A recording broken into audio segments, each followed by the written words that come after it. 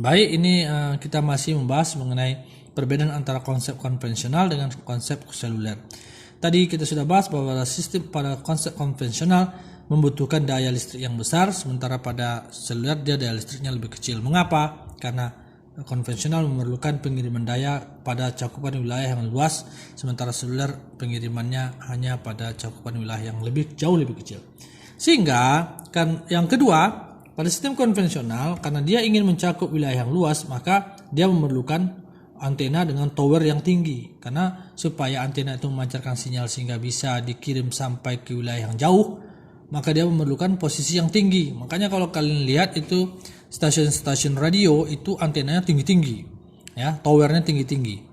Kalau kalian jalan tuh misalnya lewat di Ponegoro ada radio Aditya, misalnya kalian lewat dekat daerah belakang UIN ada radio Gures, ataupun radio Hidayah pun radio apapun, kalian lihat nanti antena itu tinggi. Mengapa? Karena dia membutuhkan akan mengirim sinyal ke cakupan wilayah yang jauh. Maka kita sebut bahwa sistem konvensional itu tower antena tinggi, ya. Pada sistem seluler tower antenanya rendah, ya, rendah saja. Mengapa rendah? Ya karena memang cakupan wilayah yang ingin dicakupnya kecil, sehingga kalau kalian lihat tower-tower untuk seluler, kalau kalian lihat misalnya kadang cuma dibangun di atas ruko gitu, pendek saja dengan ketinggian beberapa meter. Mengapa? Karena wilayah cakupannya kecil. Nah, selanjutnya perbedaan antara sistem konvensional dan sistem seluler adalah karena sistem konvensional ini menggunakan daya yang besar, maka perangkat penerimanya HP. Jadi zaman dulu itu tahun 1960-an sudah ada HP itu sebenarnya. Sudah ada HP. HP itu bukan perangkat yang baru. Pada tahun 60-an sudah ada HP. Akan tetapi bedanya HP-nya itu besar. Mengapa HP-nya besar? Karena yang besar itu adalah baterainya. Mengapa baterainya besar?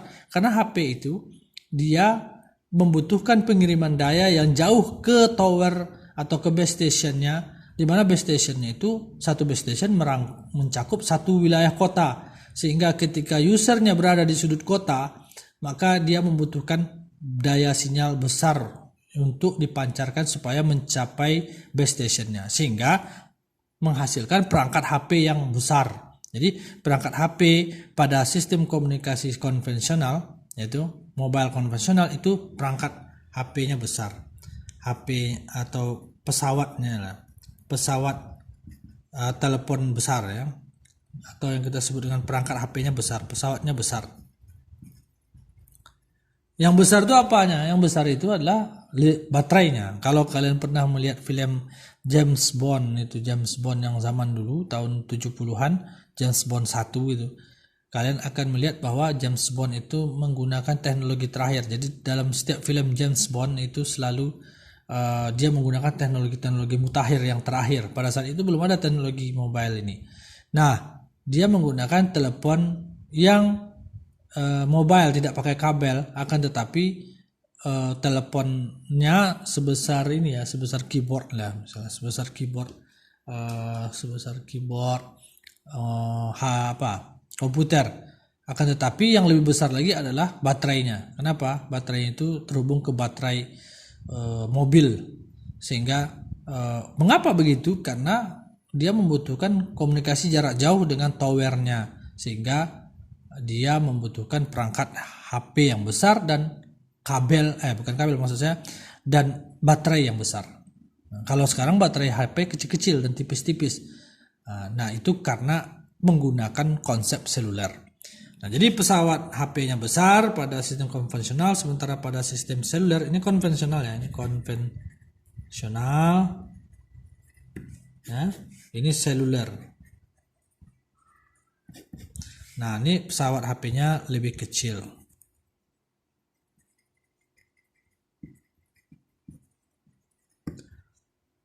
Kemudian kalau kita lihat di sini perbedaan berikutnya adalah di sini pada sistem konvensional ini itu tidak mungkin terjadinya frekuensi serius. Kalau misalnya kita punya bandwidth, misalnya bandwidthnya itu adalah 100 dari 8 saya langsung aja, misalnya dia punya bandwidth misalnya 25 MHz, maka satu kanal, satu pembicaraan satu kali telepon itu satu kanal itu membutuhkan 100 kHz ya. Membutuhkan 100 kHz. Maka kita bisa mengetahui berapa jumlah kanal yang dimiliki oleh sistem ini, yaitu jumlah kanal itu sama dengan 25 MHz atau bandwidth dibagi dengan lebar kanal yaitu 100 kHz. Ini sama dengan 25 kali 10 pangkat 6 Hz dibagi dengan 100 kali 10 pangkat 3 Hz. Atau ini kalau kita coret, ini jadi 3, ini habis. 25.000 dibagi 100 itu sama dengan berapa? 25 kali 1000, 25.000 dibagi 100. Nah, itu menjadi 250. Jadi mereka membutuhkan hanya punya 250 kanal. Artinya cuma boleh ada 250 orang saja yang terkoneksi pada saat yang bersamaan. Ketika ada orang ke 251 untuk melakukan koneksi, maka koneksinya akan ditolak. Sehingga pada sistem konvensional itu dia tidak bisa melayani user dalam jumlah yang banyak. Kenapa? Karena usernya itu karena dibatasi dengan jumlah kanal. Jumlah kanalnya cuma 250. Sementara jumlah user itu berkembang. Kayak seluler sekarang jumlah usernya bukan lagi jutaan, tapi sudah ratusan juta. Sudah miliaran itu. Karena setiap orang sekarang pegang HP. Nah, berbeda dengan sistem seluler yang kita sebut tadi dalam konsep frekuensi reuse, bahwa frekuensi tidak pernah habis. Karena frekuensinya diulang lagi ketika jumlah pengguna semakin bertambah. Sehingga bedanya antara sistem komunikasi seluler dan sistem komunikasi konvensional adalah sistem komunikasi konvensional jumlah user terbatas karena dibatasi oleh jumlah kanal, sementara seluler itu jumlah usernya tidak terbatas karena jumlah kanal yang juga tidak terbatas karena adanya konsep frekuensi reuse. Jadi kita sebut di sini bahwa frekuensinya terbatas,